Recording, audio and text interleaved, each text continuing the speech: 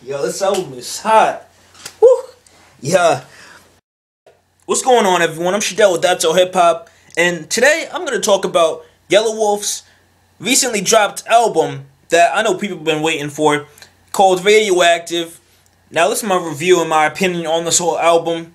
Overall, this album was pretty good and pretty well put up and set up, and it was hot. So, let's get into the review, and I'll tell you my thoughts on the whole thing together. Now, this album had 15 tracks, featured people like Eminem, Gangsta, Lil Jon, Kid Rock, Mystical, Shorty Fat, and a bunch of other artists.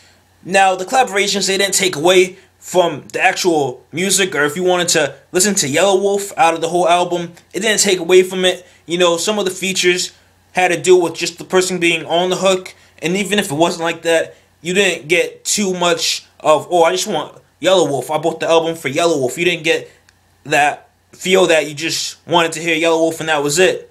So, in my opinion, it was straight with the collaborations. It didn't overstep its boundaries on how many artists it had collaborating with. I didn't hear Trunk music. I was planning on checking it out, but I wanted to check out Radioactive first. Now, my first impression on this was when I first heard the song, I thought I was going to get something that would be like window shaking and bass pounding type beats, but the first one you hear, you know, you get like this noise on the first track after the few seconds, and then you hear straight lyrics, and it was hot.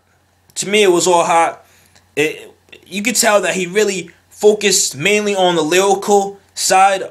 It had way more substance than what I thought it would have. I thought it would mainly focus on maybe beats on it.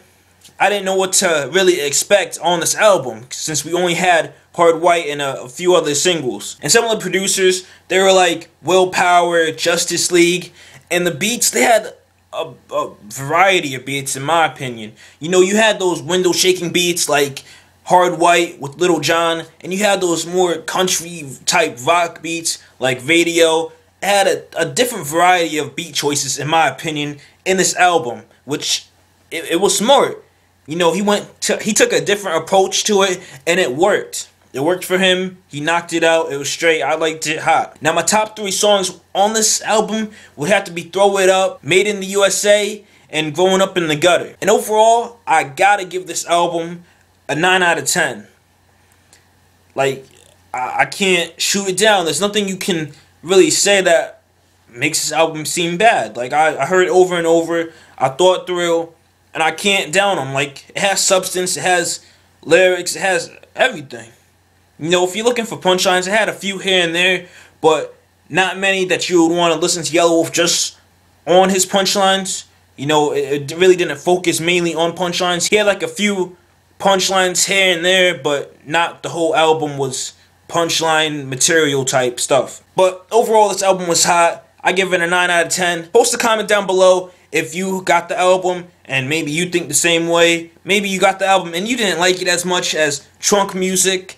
Make sure you subscribe up top for more videos, more reviews, more what the fuck episodes, and more of everything. Make sure you either email me or tweet me anything that you would want to see in the next or upcoming video. You know, I'm always down for ideas. So make sure you like the video, favorite it, share it with your friends that like Yelawolf, and I'm out.